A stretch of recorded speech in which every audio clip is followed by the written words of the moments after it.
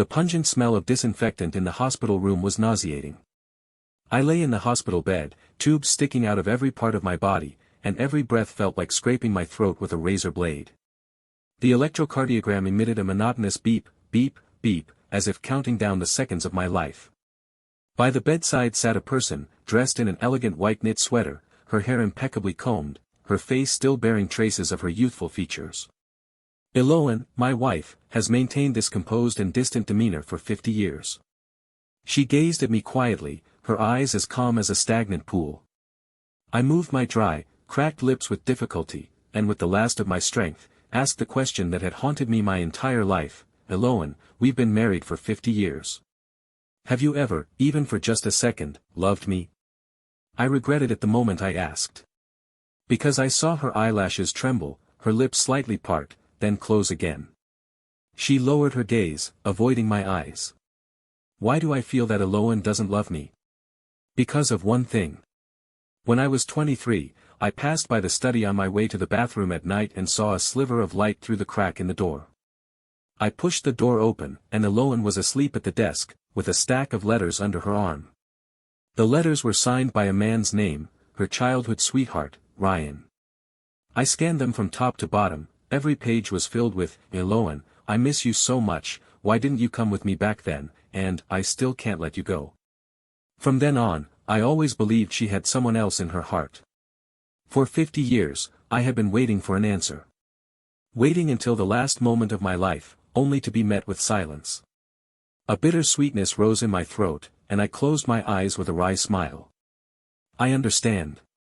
Eloan, I've clung to you for a lifetime, and I've held you back for a lifetime. If I could do it all over again, I wouldn't come anywhere near you. When the electrocardiogram flatlined into a straight line, I saw her lunge toward me, her nails digging into my arm, her lips finally moving. But I could no longer hear her. A tear slid from the corner of my eye. In the end, this lifetime was still misplaced. Chapter 1. Jason. Jason, wake up. Class is starting.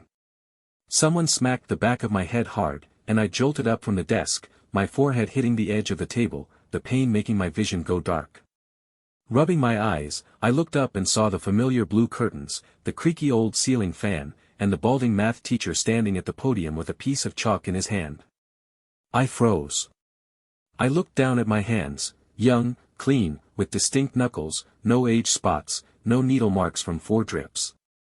Looking up at the clock above the blackboard, September 2016, senior year of high school.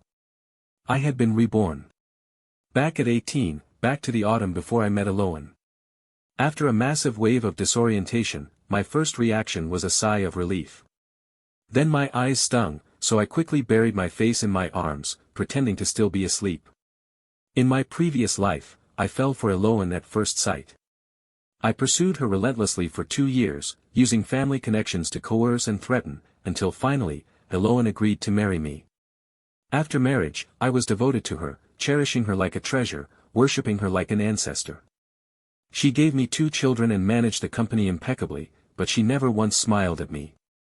50 years of sleeping in the same bed with different dreams. Her heart belonged to someone else, while mine belonged to her. In this life, I don't want to be a simp anymore. When I got home from school, I was just figuring out how to tell my family I wanted to transfer schools to completely avoid Eloan. But my parents spoke first. My mom excitedly shoved her phone in front of me. Son, look at this girl, Eloan, your Aunt Mabel's daughter. She's the top beauty at a provincial key high school and ranks first in every exam. I've already set it up with Aunt Mabel. This weekend, you two will meet at the city library. I looked at the photo of the girl in a white dress, and my heart suddenly clenched. Here it comes. No.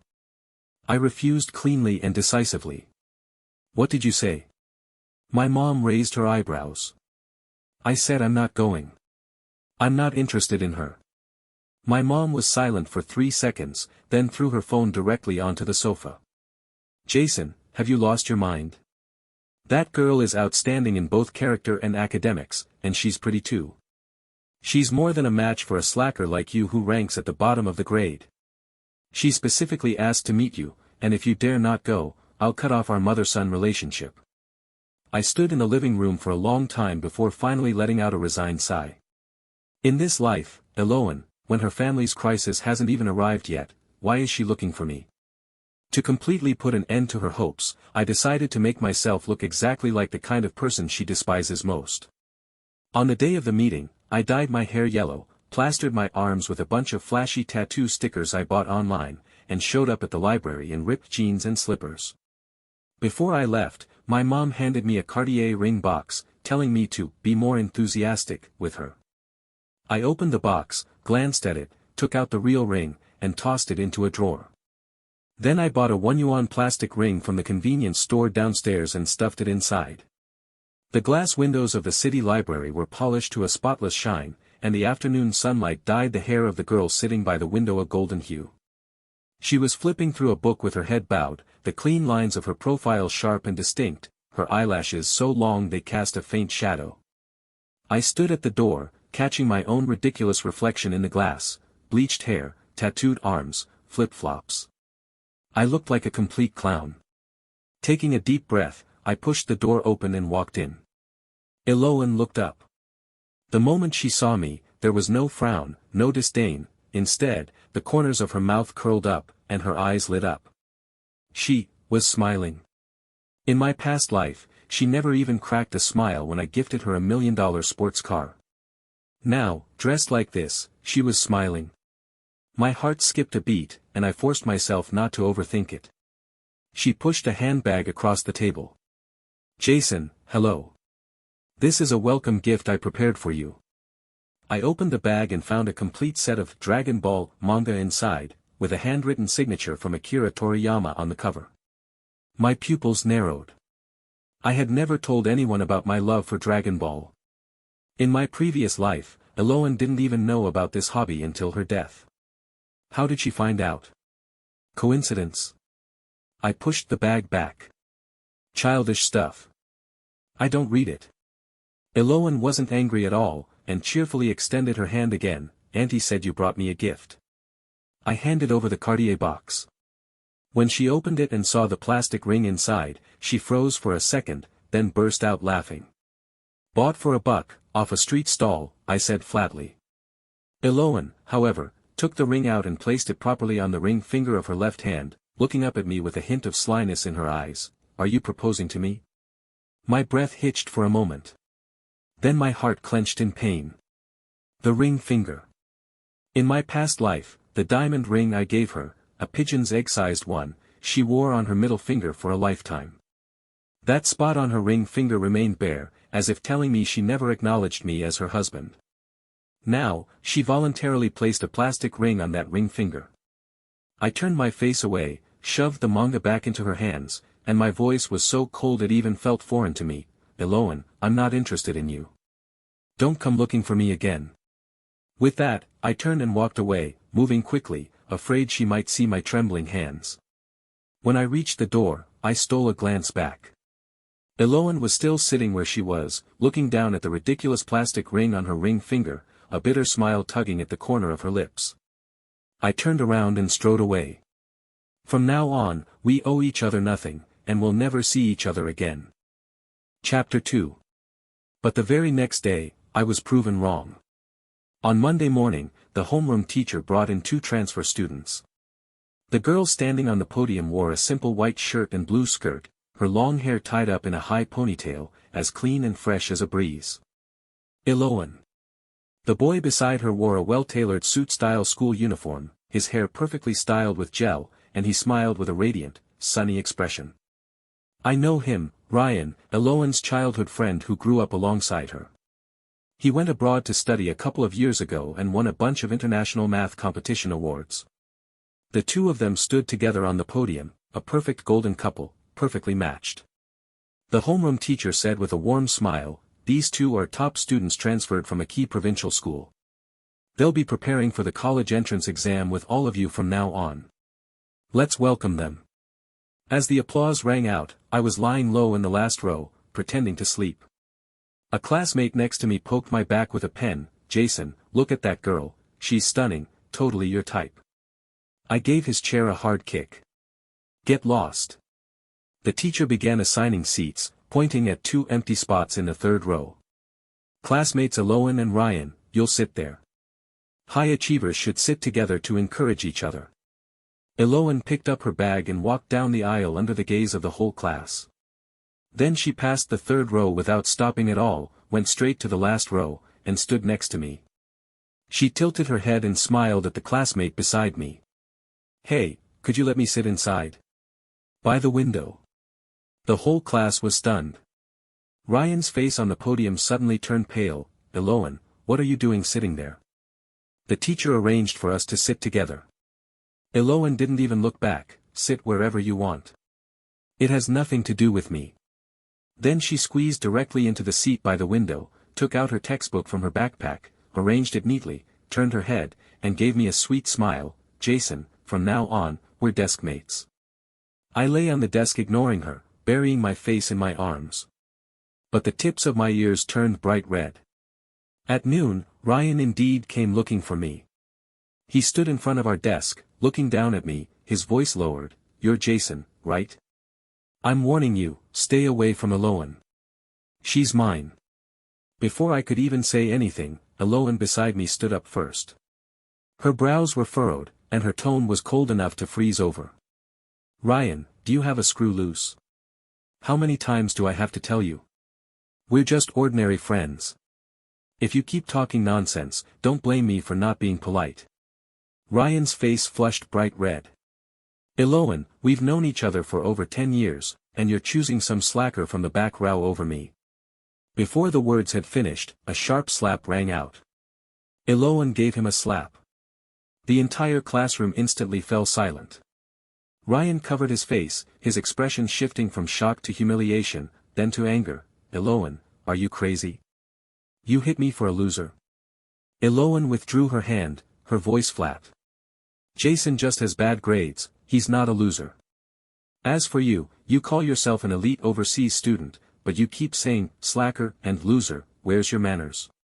Ryan shot me a glare, then left with his hand over his face. I stood to the side, my mind buzzing. In my past life, I had been married to Eloan for 60 years, and she had never once spoken a harsh word to me, because I simply wasn't worth her emotional investment. And now she had slapped her childhood friend for my sake. Something was off. Very off. During afternoon self-study, I lay sprawled across my desk, tossing and turning restlessly, until I finally mustered the courage to quietly ask her, "Eloan, is there something your family needs help with from mine?" The pen in her hand stopped mid-stroke. I forced myself to keep making up the excuse, "Isn't your family going through some trouble soon? Cash flow problems or something? If you want to partner with my family, just go directly to my dad's company to discuss it. There's no need to go this far." Eloan slowly turned her head to look at me, her eyelashes lowered, her expression unreadable. Then she set down her pen and let out a soft sigh. "Jason, my family's problems were resolved 3 months ago." "What?" She lifted her eyes, her gaze clear and bright, and said, "I had my dad adjust the supply chain strategy and switch from overseas warehouses to domestic consolidation. In just 3 months, the cash flow was revitalized. I didn't rely on anyone, including your family." I was completely stunned. In my past life, her family's crisis wasn't resolved until after we got married. Back then, she married me and used my family's resources and connections. It took 2 whole years to pull her company back from the brink of bankruptcy. That has always been a thorn in my side. She married me just to save her family's business. But now she says she solved it on her own in just 3 months. My throat went dry as I asked, then why did you?" Eloan suddenly leaned in, so close that I could see my own reflection in her pupils. The corner of her mouth lifted slightly, and her voice was very soft, "Guess." With that, she turned back to continue working on the problem, leaving me staring blankly at the back of her head. After school, I was blocked by Ryan at the school gate. Behind him were a few young social outsiders from off-campus, setting up heart-shaped candles on the playground. Ryan stood in the middle of the candles holding a large bouquet of red roses, shouting Eloan's name towards the teaching building. More and more people gathered to watch, and the jeers grew louder and louder. Eloan walked down the stairs, her white dress fluttering in the evening breeze. She made her way through the crowd, stepped into the circle of heart-shaped candles, and stood before Ryan. I watched from a distance, my chest feeling as heavy as if a stone were pressing on it. It was almost the same in my past life. He pursued her, she didn't agree, but she didn't refuse either. Later, she married me, and Ryan went abroad. I never heard from him again. I clenched my fists and then let them go, turning to leave. I didn't want to watch any longer. Jason. Her voice suddenly rang out behind me. I turned around and saw Aloan throw Ryan's flowers on the ground, kick over the candle in front of her, then lift her skirt and run toward me. As the candle tipped over, the flame flickered and nearly caught the hem of her dress. She ran to me without a care, a thin sheen of sweat on her forehead, her eyes shining as if filled with scattered stars. She was slightly out of breath, smiling with a hint of triumph. I turned him down, got it. I watched the hem of her skirt, singed black by the flames, and my heart churned with turmoil. But I kept my face stern. Aloan, I told you, don't come looking for me. I turned and walked away quickly, urgency in my steps. But this time, she didn't let me go. At the corner of the staircase, she caught up and grabbed my wrist with surprising strength. I stumbled as she pulled me back, my back hitting the wall. Then she leaned in, one hand pressed against the wall beside my ear. A wall slam. The hallway was empty, her breath brushing against my face, carrying a faint scent of lemon. I froze completely, my back against the cold tiles, my heart pounding. Aloan tilted her head to look at me, a sly, mischievous grin curling at her lips. Jason, don't think you're the only one who got a second chance at life. My pupils contracted sharply. Her face was inches away, her voice softening with a coquettish tone I had never heard in my past life. In your previous life, you loved me for 50 years. I never responded. In this life, it's my turn to chase after you. Jason, I missed out on a whole lifetime. God gave me another chance, and all I want is to love you properly. So I've made up my mind. What's pride? What's dignity? What's aloofness? All those things were buried in the grave along with that foolish Aloan from the past life. This Aloan just wants to love you with all her heart. Chapter 3. It took me a full 3 days to process this. Aloan had also been reborn. And she had come here to die for love. This is even harder for me to accept than the fact that I've been reborn. That woman, who never gave me a response until her death in my previous life, chose to die for love at my funeral. I tossed and turned over it for a long time, and the more I thought about it, the more absurd it seemed. But her actions keep confirming this reality. For instance, she knew I liked Dragon Ball. She managed to resolve the company crisis on her own. She even transferred to my school voluntarily and insisted on sitting next to me. For example, when she served me food in the cafeteria, she naturally picked the cilantro out of my bowl. In my past life, she didn't discover my hatred for cilantro until 30 years into our marriage, because before that, she simply never bothered to care about what I ate. Now she knows everything. Don't you have anything to say to me? One afternoon during a self-study class, as I stared at her side profile while she hurriedly worked out calculations on scratch paper, I finally couldn't hold it in any longer. Aloan didn't stop writing. What do you want to hear? I licked my dry lips and said, in your past life, after I died, what happened? Her pen tip left an ink blotch on the paper, slowly spreading into a dark stain. After a long silence, she put down the pen, turned to look at me, her expression very calm, but the rims of her eyes were slightly red. Her voice was very soft as she said, the day you were buried, I wore that white dress you loved the most. The first dress you gave me when you were courting me, I kept it as a memento all along. My throat tightened. That dress was something I bought by saving a month's living expenses when I was 18. She simply said a faint thank you when she received it and never wore it. I thought she had thrown it away long ago, but it turned out she couldn't bear to wear it. She let out a laugh, but tears fell. I sat by your grave the whole night. The next morning, I texted our son to take good care of the company. Then I took the remaining half bottle of sleeping pills you left behind. You hadn't finished them before you passed away, and the nurse forgot to take them away. I suddenly clenched my fists, my nails digging into my palms. She sniffled, her voice nasal. Jason, you blame me for not loving you. But do you think someone who doesn't love a person would bear him 2 children, manage his company for 20 years, and follow him after his death? I opened my mouth, but no words came out. She buried her face in her arms, her voice muffled. I just don't know how to say it. Since I was a child, my mom taught me that a woman should be dignified, proper, and not wear her emotions on her sleeve. I learned it too well, so well that I pushed you away for a lifetime. The hallway was quiet. A ginkgo leaf drifted in from the window outside, spinning down and landing on my open textbook.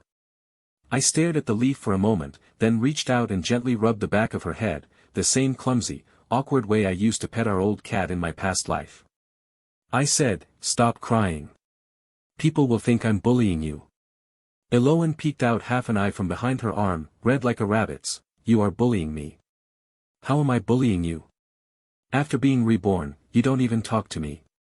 I was silent for 3 seconds, then pulled her hand across the table and turned it over. She was still wearing that ridiculous plastic ring on her ring finger. I stared at it for a few seconds and whispered, "I'll get you a real one later." Eloan's fingers curled slightly, and she held mine in return. But it wasn't that simple. Our reconciliation soon stirred up a big commotion. It all started with Ryan. Unable to swallow the humiliation of being rejected by Eloan in public, he began spreading rumors about me throughout the school.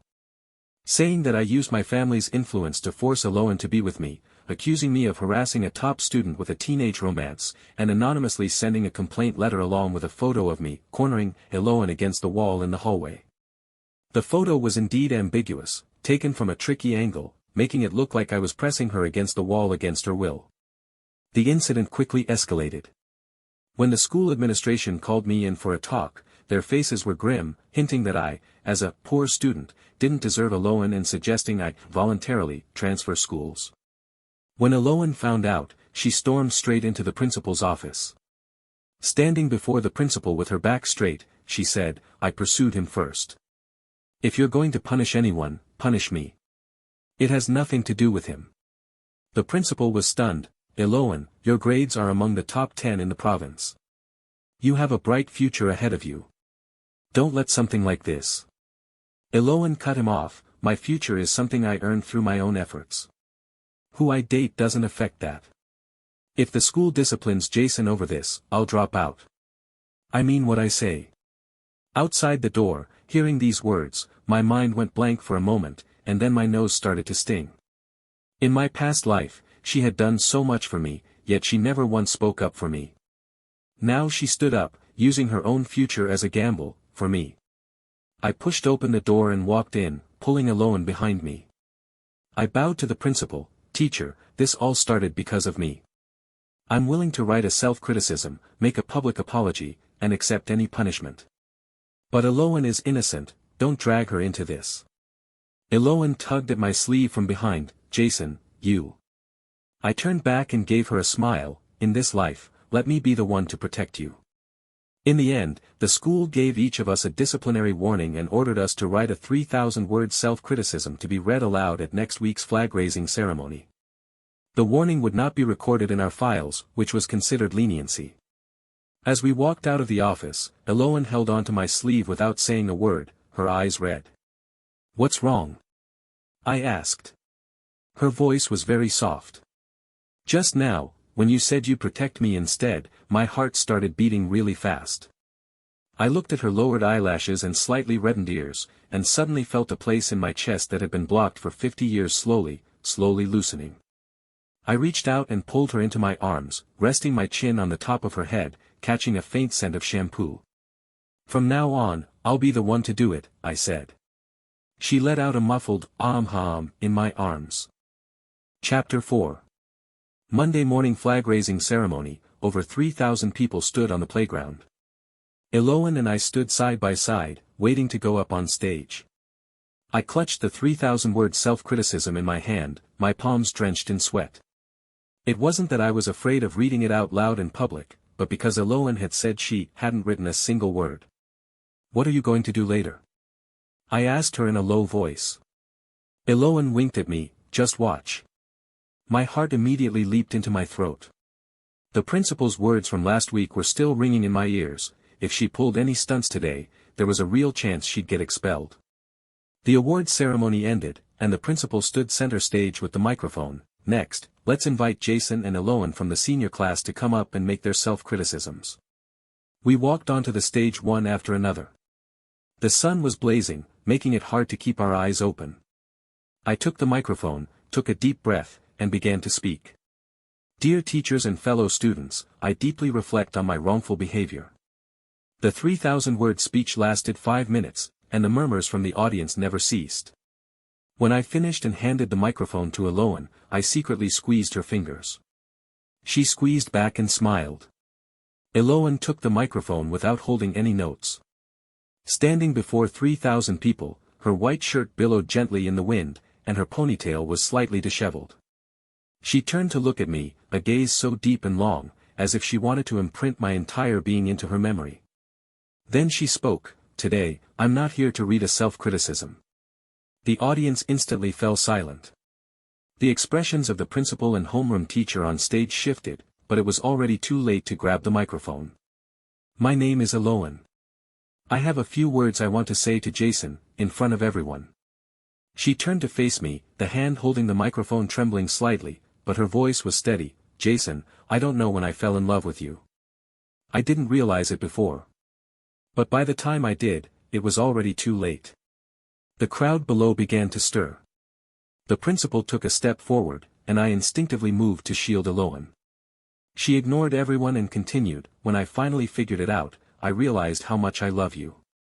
I regretted it so deeply that I hadn't told you myself, that for the rest of my life, I would chase after you and tell you I love you." A dead silence fell over the sports field. With over 3,000 people present, even the sound of breathing was inaudible. Standing in front of her, my heart pounded as if it would burst from my chest, and my eyes burned with heat. Eloan lowered the microphone, stepped forward, grabbed my collar with both hands, and rose on her tiptoes. When her lips met mine, they were warm, with a slight tremor. Her grip was so tight, as if she feared that letting go would mean losing me. 30 seconds. Or maybe longer. The crowd erupted. Screams, jeers, and teachers' scolding voices mixed into a cacophony. But I couldn't hear any of it. I could only feel her hand trembling, her eyelashes brushing against my face, and her breath, rapid and scorching hot. I raised my hand, pressed it against the back of her head, and kissed her back fiercely. Someone in the crowd whistled, others applauded, and some even shouted, "Expel them, expel them." But at that moment, I didn't care about any of it. When we pulled apart, Eloan's eyes were sparkling, the tip of her nose was red, and her lips still glistened with moisture. She gave me a smile, and there was so much in that smile, apology, joy, and the relief of surviving a close call. She whispered, "Now the whole school knows about us. You can't run away anymore." I smiled, reaching out to wipe away a tear that seeped from the corner of her eye. "I'm not running anymore.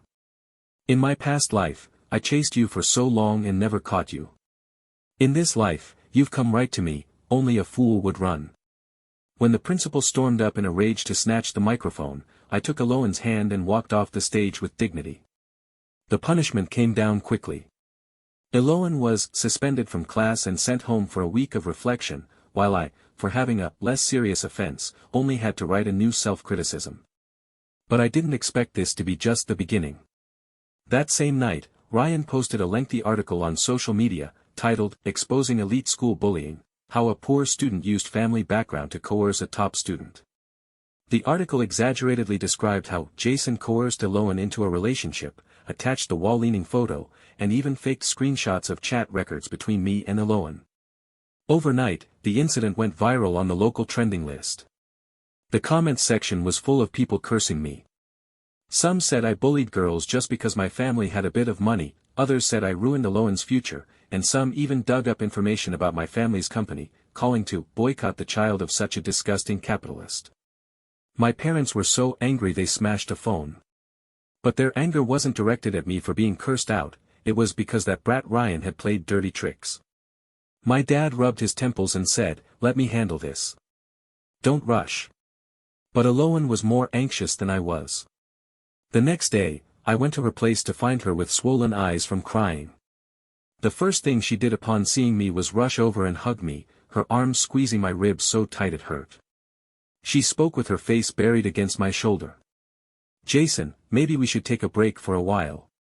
Until things calm down." I patted her back gently. "I told you, I'll protect you. Do you trust me?" She slowly lifted her head to look at me, her eyes red, but still nodded. I smiled and reached out to ruffle her hair.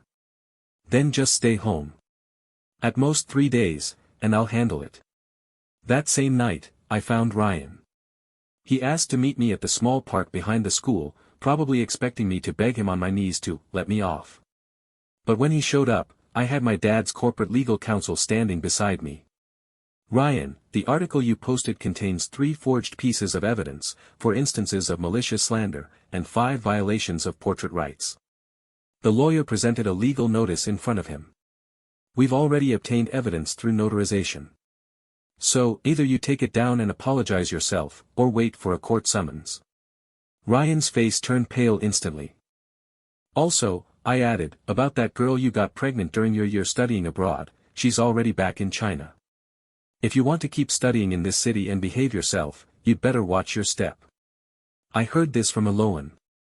In the previous life, Eloan had spent nearly half a month at the hospital taking care of a girl.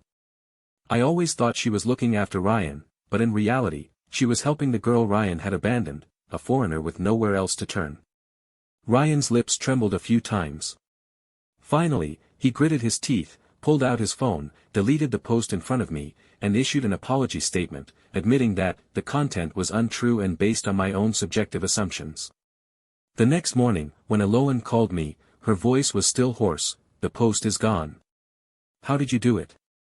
I leaned against the headboard and laughed. "I told you I'd protect you. So, am I worthy of being your boyfriend?"